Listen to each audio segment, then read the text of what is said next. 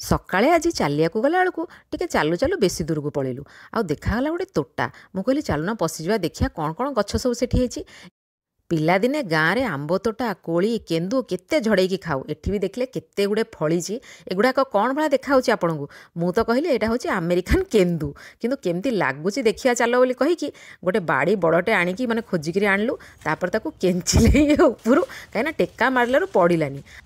ଏଇଠି ଏମିତି ଗଛକୁ ଟେକା ପକାଇଲା ବେଳକୁ, ବାଡ଼ିରେ କେଞ୍ଚିଲା ବେଳକୁ ମନେ ପଡ଼ିଯାଉଥିଲା ଗାଁରେ ଖରାଦିନେ କ'ଣ କରିବେ ନା କହିବେ ଖରାବେଳେ ଖାଇ ଦେଇକି ଚୁପଚାପ ଶୋଇପଡ଼।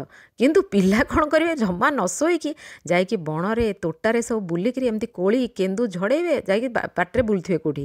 ଆଉ ଘରେ ଯେତେବେଳେ ଜାଣିଦେବେ ଆସିକି କି ଗୋଗଛ ବାଡ଼ିଆ ମାଡ଼ ହେବ। ଏମିତି ସବୁ ମାଡ଼ କିଏ ଖାଇଛନ୍ତି? ଆଉ ଏଇଠି ଦେଖନ୍ତୁ ଆମର ଆମେରିକାନ୍ କେନ୍ଦୁ ପୁଳାଏ ଆମକୁ ମିଳିଗଲା। ଗୁଗୁଲରେ ସର୍ଚ୍ଚ କରି ଜାଣିଲି ଏଇ ଫଳର ନାଁ ହେଉଛି ଲୋକୁଆ। ଏଇଟା କିନ୍ତୁ ମାର୍କେଟରେ ଏଠି ବିକ୍ରି ହୁଏନି, କାରଣ ଏଇଟା ଶୀଘ୍ର ଖରାପ ହେଇଯାଏ, ଜଲ୍ଦି ଜଲ୍ଦି ଏଥିରେ ଦାଗ ପଡ଼ିଯାଏ। କେମିତି ଲାଗୁଛି ଦେଖିଆ। ଏଇଟା ହେଉଛି ଫଳ, ୟାର ଓଡ଼ିଆ ନାଁ ମୁଁ କହିପାରିବିନି। ଆମ ଆଡ଼େ ତ ଏଇଟା ହୁଏନି, କିନ୍ତୁ ଏଇଟାକୁ ସମସ୍ତେ ବହୁତ ଜଣ ଏଠି ଖାଆନ୍ତି। ଭିତରଟା ଏମିତି ହେଇଛି, ପାଚି ଯେଡ଼ା ମିଠା ଅଛି। ମିଠା।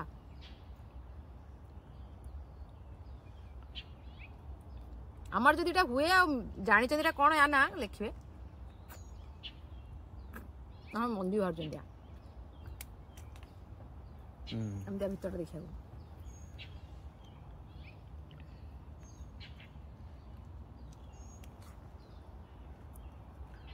ମିଠା।